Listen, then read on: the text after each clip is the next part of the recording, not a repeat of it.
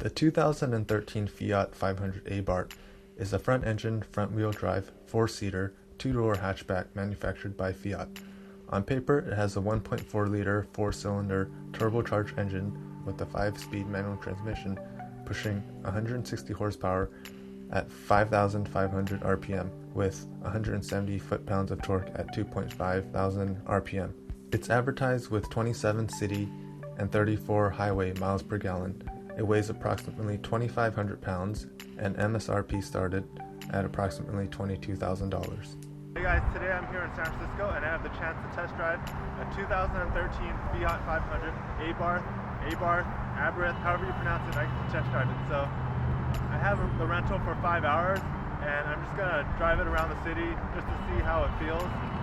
I've been told that this is a really good car for the city because of how small it is and you can find parking. So without further ado, let's go drive the car.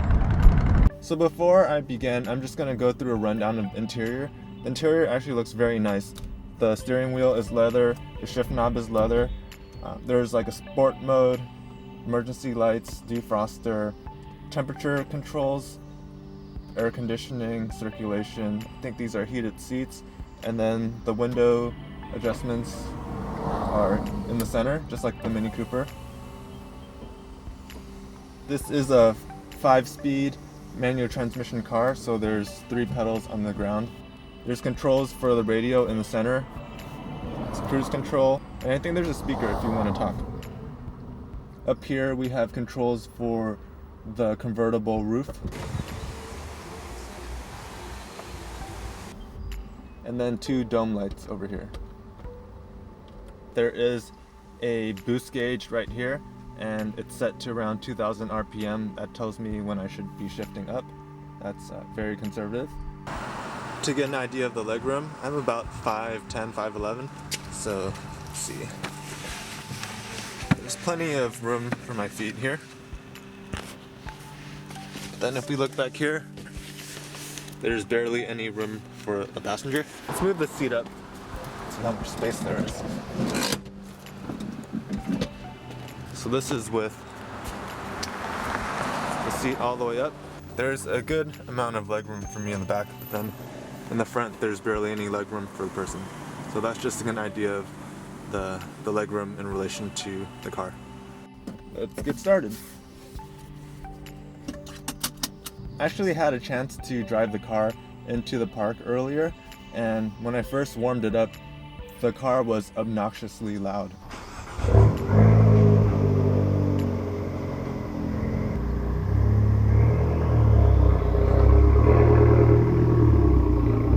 Maybe you get to hear it this time around too. It was actually louder before.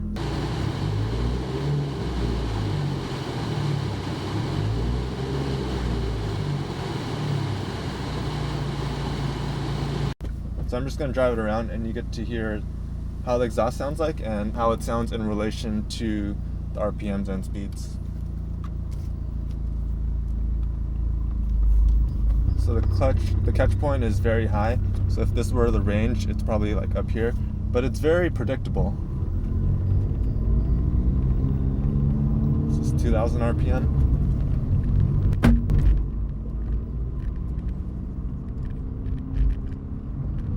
Overall, the pedals feel very smooth.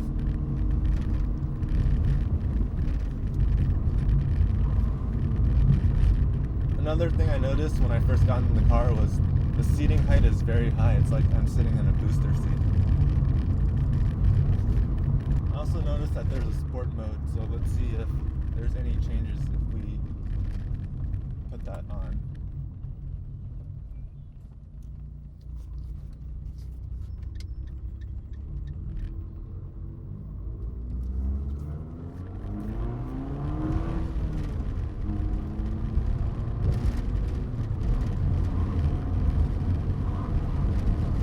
Feels a lot more responsive with sport mode on.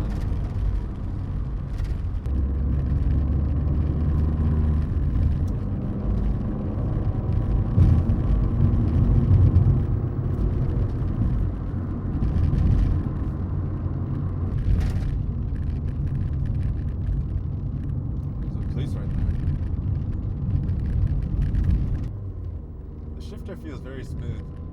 I'm able to shift up and down gears without any issues. I need to get off of this exit because I don't want to pay toll to get back across the bridge.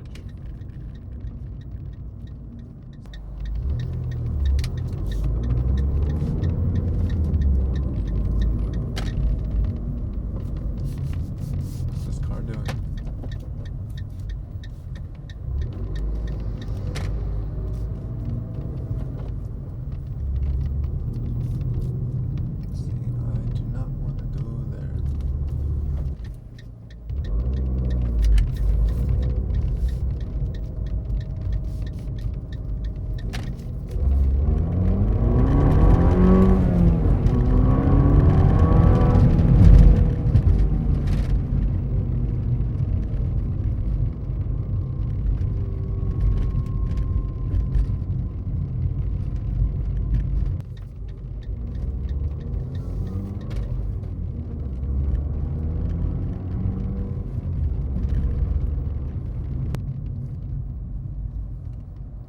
San Francisco traffic.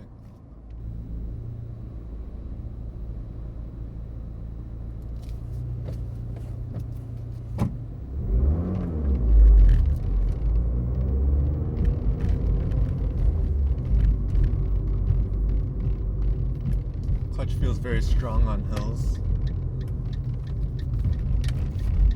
Not afraid of it rolling back. Continue on Gough Street for 1 mile. Alright. Right now we're going down some hills and the brakes feel very solid. Turn left onto Eddy Street. There's no issues with it squealing or any lack of power. Making a left here. Alright, let's go. In a quarter mile, turn right onto Gough Street.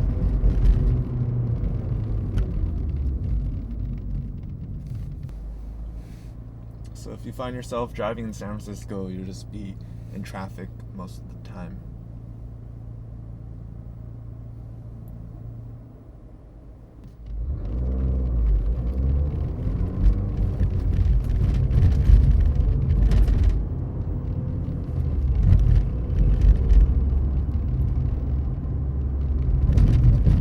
And to your right, there's City Hall. To your left, there's a bunch of trees.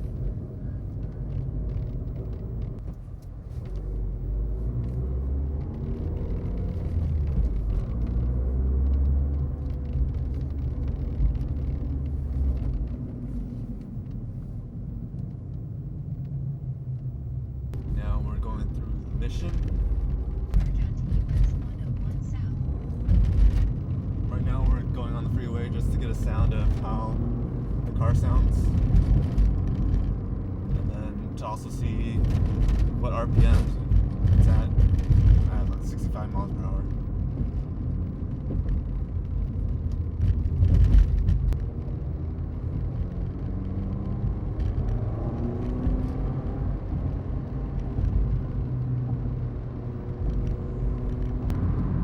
So we're going about 65 miles per hour right now, and it's around 2.8 thousand RPM.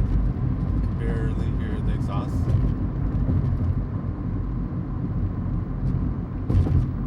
Yeah, it's pretty quiet. So there's some noise, there's some wind noise, but it's not too bad. Yes, the windows are closed.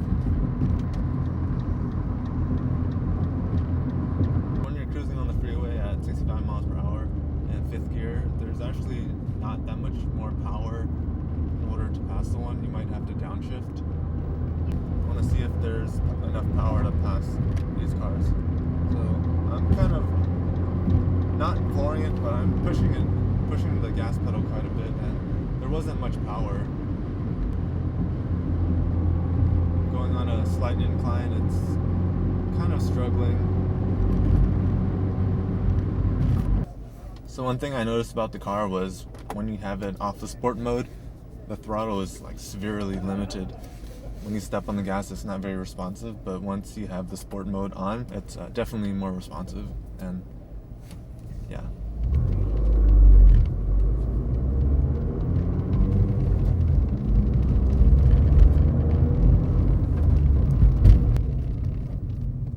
So right now I'm gonna find a place to parallel park. Need something kind of small. Let's see, where can I go? There's a lot of spaces here.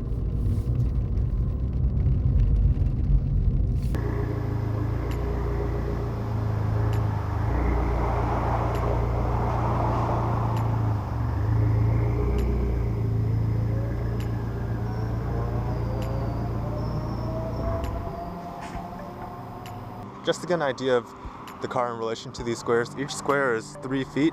So if you can see here, it lines up perfectly with 1, 2, 3, 4 squares. So 4 times 3 is 12. So this car will fit perfectly in 4 squares, or 12 feet. Okay, so it's getting pretty late. The sun has already set, and I'm just about to return the car. I'm gonna do a final wrap up of my impressions of the vehicle. I think it's a pretty good looking car. The exhaust is pretty loud though, especially when it warms up. It's probably too loud for me. Once the car's warmed up, the exhaust isn't as loud and it's more bearable. In terms of performance, I think unless you're on sport mode, the car is not very fun to drive. There's enough power to get around the city and to go up hills. It's small enough to fit in 4 squares or 12 feet parking spaces.